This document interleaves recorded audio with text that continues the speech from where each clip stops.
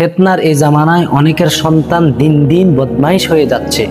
আবার সন্তান যদি খারাপ নাও হয়ে থাকে, কিন্তু খারাপ মানুষের সাথে এমনভাবে চলাফেরা করতেছে যে কোনো মুহূর্তে খারাপ হয়ে যাওয়ার সম্ভাবনা রয়েছে।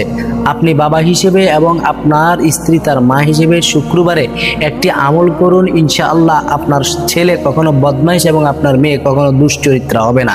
আমলটি হলো, বাবা হিসেবে আপনি জুমার নামাজ বা জামাত আদায় করবেন এবং আপনার স্ত্রী সন্তানের মাকে বলবেন সে যেন জোহরের নামাজটা যথাযথ আদায় করে।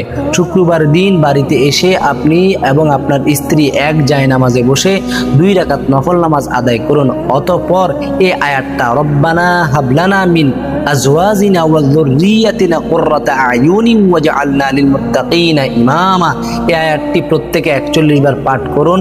41 বার পাঠ করে একটা গ্লাস পানিতে ফু দিন, আবার 41 বার পাঠ করুন, আবার একটা ফু দিন।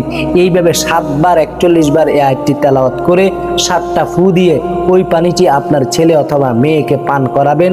এভাবে কিছুদিন করতে থাকলে ইনশাল্লাহ আপনার পথহারা ছেলেটি, আপনার পথহারা মেয়েটি পথের দিশা পাবে এবং আগাম আপনি ভালো সন্তানকেও যদি খাওয়ান, আপনার সন্তান কখনো বদমাইশ হবে না, আপনার মেয়ে কখনো দুশ্চরিত্রা হবে না।